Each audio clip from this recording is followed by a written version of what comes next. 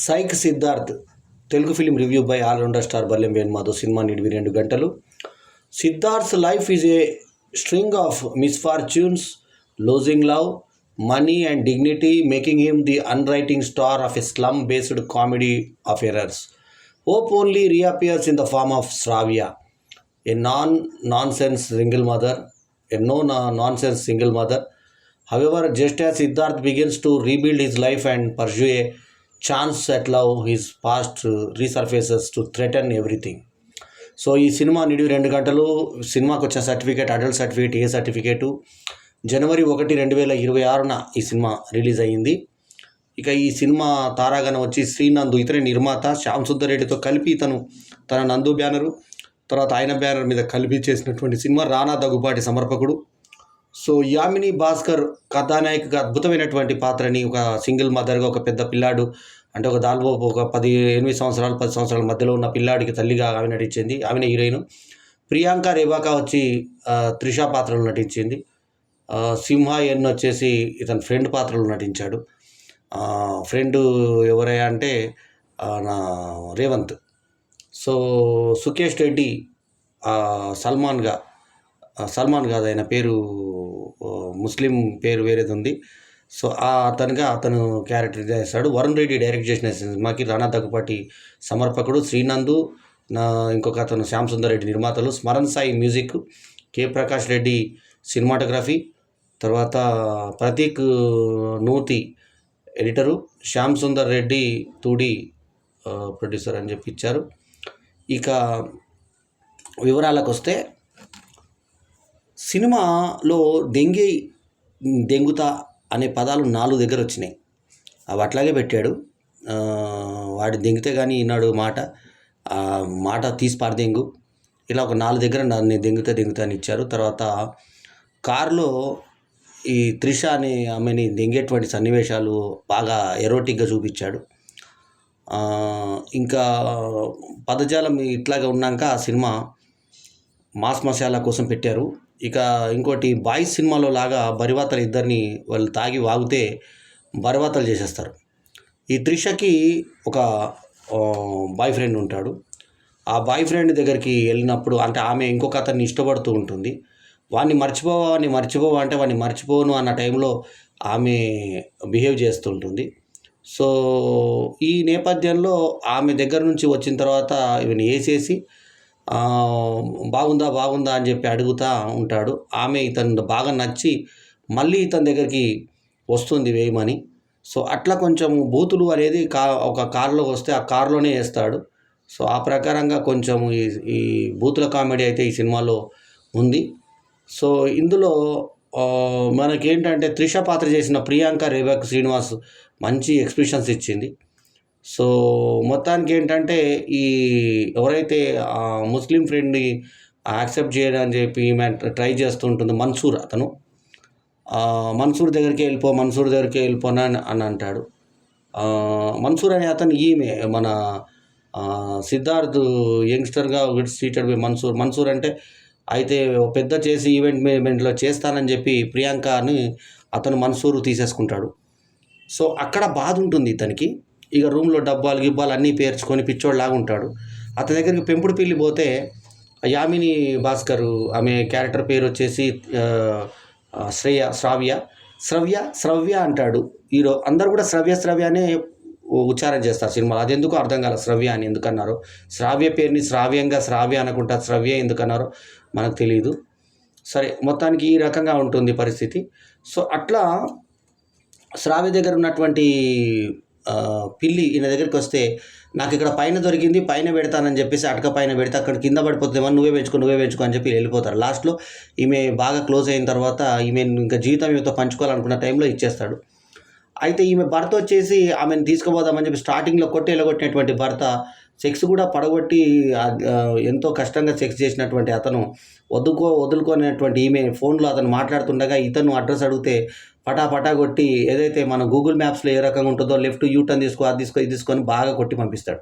నాకు చాలా హెల్ప్ చేసావు, తెలియక అని చెప్పి ఆమె ఇష్టపడుతుంది. అంతకుముందు ఇతను ఒక దగ్గర బర్వాతలు అయినప్పుడు అట్టడబ్బాలు అటు ఇటు పెట్టుకొని ఇద్దరు, నీకు సరిపోయి అట్టడబ్బా పెట్టుకొని నాకు సరిపోయి అట్టడబ్బా అని రేవంత్ అని ఇతని ఫ్రెండు, తర్వాత సిద్ధార్థ్ అనే సిద్ధ్ అనే ఇద్దరు కలిసి బర్వాతలు వస్తే ఆ గుద్దలు కనబడుతుంటాయి. ఇతను మెట్ల ఎక్కుతున్నప్పుడు ఆ పిల్లలు కనబడుతుంటాయి. ఈ అమ్మాయి అలా చూస్తుంది. పైన ఫ్లోర్లో ఉంటారు వాళ్ళు. సో ఓనర్కి వీడెవడో మాకు తెలియదు, వీడికెళ్ళి మాకు తలనొప్పి అని ఒక రాంగ్ ఇంప్రెషన్తో ఫామ్ అయిన ఇతను పిచ్చి గోడ మీద అన్ని పిచ్చి బొమ్మలు వేస్తే వీళ్ళ స్కూల్లో ఒక కాంట్రాక్టర్, పెయింటింగ్ కాంట్రాక్టర్ వాళ్ళ పిల్లలను చదివించే దగ్గర కన్సెషన్ తీసుకున్నా కూడా పెయింట్లు వేసే దగ్గర కన్సెషన్ ఇవ్వకపోతే ఇతనితో వేపిస్తే కాన్సెప్ట్ల మీద ఇతను డ్రాయింగ్లు వేసి అతను సంపాదించిన సంపాదన ఈమె కమిషన్ తీసుకొని ఇతనికి ఇస్తే ఎంతో ఆనందపడి నా జీవితానికి ఒక పరమార్థం వచ్చిందని ఆ రేవంత్ ఫ్రెండ్ వస్తే 25 ఏళ్ళ ఫ్రెండ్ కూడా దూరంగా కొట్టి ఎలగొడితే లాస్ట్లో కలుసుకుంటారు వాళ్ళు. So friends is injurious to health అని చెప్పి లాస్ట్లో friend is good for health అని చెప్పి లాస్ట్ ఎండింగ్ చూపించడం. తర్వాత ఇంటర్వెల్కి ముందు దాదాపు సినిమా 20 నిమిషాలు అయిన తర్వాత సైక్ సిద్ధార్థ్ టైటిల్ రావడం, అక్కడ ఫిలిం బై వరుణ్ రెడ్డి అని రావడం, ఎండ్ టైటిల్స్ దగ్గర మళ్ళీ వీళ్ళిద్దరు హ్యాపీగా ఉన్నారంటే ఆ చిన్న పిల్లడు బయటకు అంటే ఇద్దరు బుద్ధులు పెట్టుకోవడం నేను చూశాను అంటాం. అక్కడ ఎండ్ చేసి తర్వాత ప్రేక్షకులు తిట్టించాడు. ఇదొక సాహసం. రామ్ గోపాల్ వర్మ ఏమో సినిమాకి ఇష్టమైతే రండి లేకపోతే లేండి అని ఎన్నోసార్లు స్టేట్మెంట్ ఇస్తే ఇతనేమో డైరెక్ట్గా అరే ఊరి అన్నాడు ప్రేక్షకులను డైరెక్ట్గా. ఏ రకంగా ఉపేంద్రన్ ఏమో ఒక సినిమాలో మన రీసెంట్గా వచ్చిన ఆయన డైరెక్షన్లో వచ్చిన లాస్ట్ సినిమాలో ఏమంటాడంటే ఈ సినిమా పిచ్చి సినిమా, మీరు వచ్చిన వాళ్ళంతా పిచ్చోళ్ళు ఏదో చెప్తాడు. కానీ ఇందులో మాత్రం డైరెక్ట్గా కూడా ఇట్లా పెట్టి రే ఇంకేం చూస్తున్నారా, హ్యాపీ ఎండింగ్ కోసం చూస్తున్నారా రా అంటూ చూస్తున్నారా అంటే అన్ని సినిమాలో హ్యాపీ ఎండింగే ఉండాలా, మామూలుగా ఉండకూడదా, నిజ జీవితంలో అలా ఉండదురా అని చెప్పి మాట్లాడి ఫైనల్ ఎండింగ్ షాట్ చూపించారు. సో సైక్ సిద్ధార్థలో ప్రతి దగ్గర ట్యాగ్స్ రావడం, ప్రతి దగ్గర స్లోగన్స్ రావడం, కార్టూన్ షోకు ఉన్నటువంటి ఎక్స్ప్రెషన్స్ రావడం, ఒక కొత్త రకం స్క్రీన్ ప్లేని ప్రజెంట్ చేసే విధంగా సైక్ సిద్ధార్థ ఉండడం బాగుంది. శ్రీనందు నటన బాగుంది. అట్లాగే శ్రావ్యగా చేసిన యామిని భాస్కర్ నటన చాలా బాగుంది.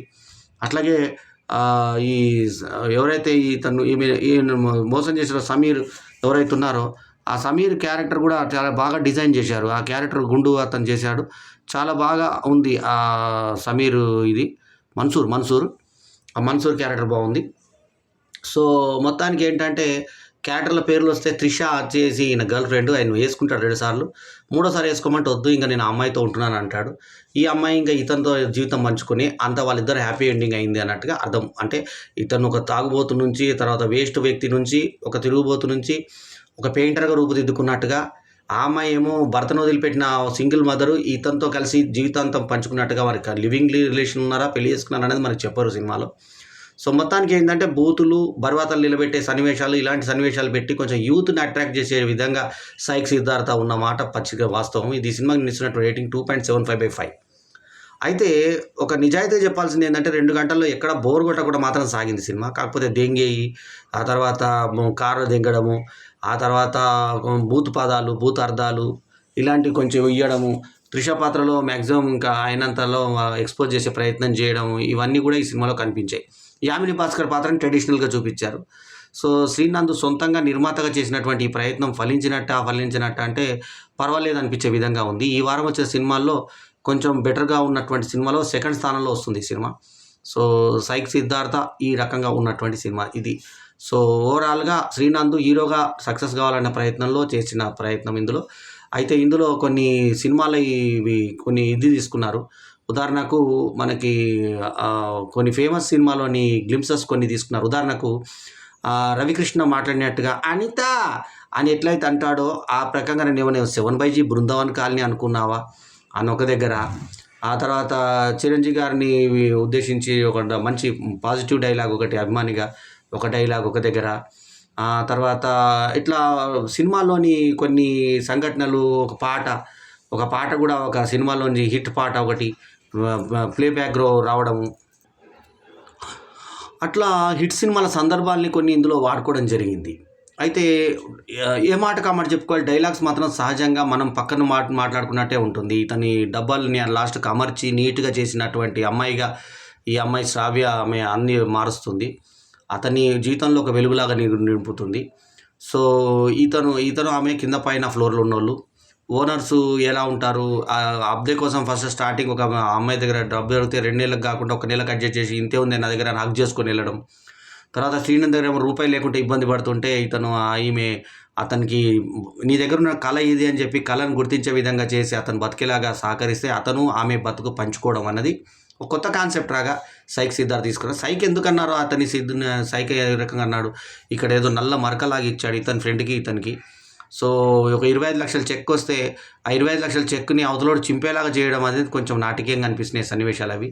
సో మొత్తానికి ఈ ఎవరైతే ఈ వ్యక్తి ఉన్నాడో, వీళ్ళు మోసం చేసినటువంటి ఆ గుండు వ్యక్తి ఎవరైతే ఉన్నారో అతనికే ఇతను పెళ్ళి కుదిరినప్పుడు అతని దగ్గరికి వెళ్ళిపోయి, మన్సూర్ దగ్గరికి వెళ్ళిపోయి, చెప్పులు నా దగ్గర మర్చిపోయింది వేయించుకోవడానికి వచ్చి చెప్పులు మర్చిపోయిందని చెప్పి చెప్పులు అడిచి అది ఒక షాడిజింగ్గా అనిపించింది, సైక్లాగా అనిపించలేదు, షాడిస్ట్ సిద్ధార్థ్ లాగా అనిపించింది. అట్లా ఎవడని చేస్తాడా?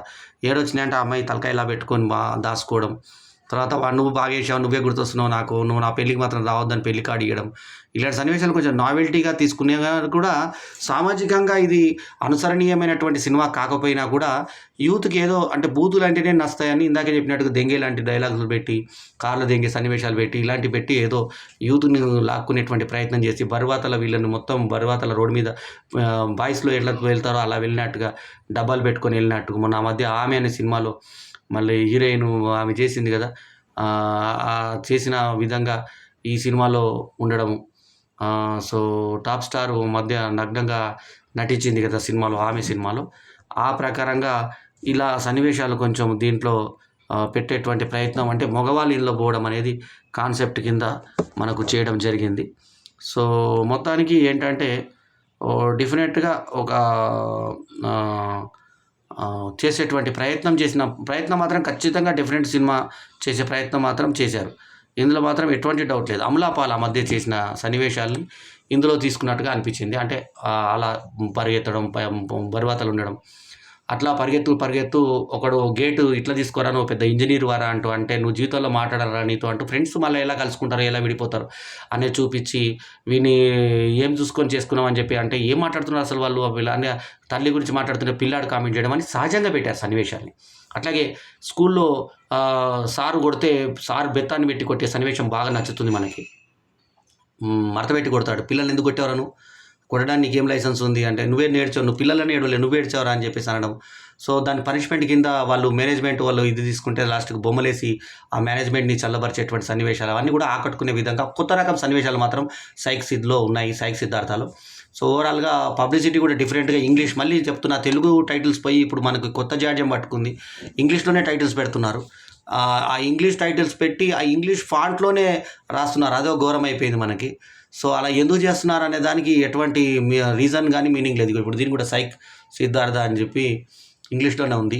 అయితే మీలో ఒకడు ఈ యువకుడు అనే టైప్లో క్యాప్షన్ పెట్టారు, మీలో ఒక యువకుడు అనే క్యాప్షన్ పెట్టారు. సో మొత్తానికి శ్రీనందు ప్రయత్నం కొద్ది వరకు ఫలించినట్టే అని చెప్పాలి. సో సైక్ సిద్ధార్థకి నేను ఇచ్చిన రేటింగ్ చూశారు కదా, 2.75/5 ఇస్ మై రివ్యూ రేటింగ్. శ్రీనందు ప్రయత్నిస్తే మంచి నటుడుగా నిలబడతాడు. కొంచెం అప్పుడప్పుడు ఫోటో ఆనంద్ లాగా కనిపిస్తున్నటువంటి ఇది నవదీప్ లాగా ఫోటో ఆనందే ఇతను మన నవదీప్ లాగా కనిపిస్తాడు. శ్రీనందు మొత్తానికి ఒకప్పుడు శివనాగేశ్వరరావు డైరెక్ట్ పరిచయం చేసినటువంటి నటుడు, ఇవాళ రమణ కన్నా ముందు సినిమాలో చేసినటువంటి ఇతను ఇవాళ నిలబడ్డం, ఫోటో సినిమా ద్వారా వచ్చినటువంటి శ్రీనందు ఇవాళ నటుడిగా ఒక గీతామాధుర్ లాంటి ఒక ప్రముఖ గాయనికి భర్తగా మంచి పేరు తెచ్చుకున్నటువంటి ఇతను నిలబడతాడు నిర్మాతగా అని అనిపించింది. బ్యానర్ ఓన్గా చేసుకుని ఇలాంటి వెరైటీ సినిమాలు చేసుకుంటూ వెళ్తే శ్రీనంద్ జీవితం బాగుంటుందని, అతని నట జీవితంలో ఇంకా మరిన్ని మంచి వెరైటీ సినిమాలు రావాలని కోరుకుంటూ ఎల్లప్పుడూ మీ ఆదరాభిమానాలు ఆశించే మీ బల్లెం వేణుమాధవ్. ఈ రివ్యూ కనుక మీకు నచ్చితే లైక్ చేయండి, కమెంట్ చేయండి, షేర్ చేయండి, మా ఛానల్కు తప్పకుండా సబ్స్క్రైబ్ చేయండి. ఎల్లప్పుడూ మీ ఆదరాభిమానాలు ఆశించే మీ ఆల్రౌండర్ స్టార్ బల్లెం వేణుమాధవ్. నమస్తే, జై హింద్.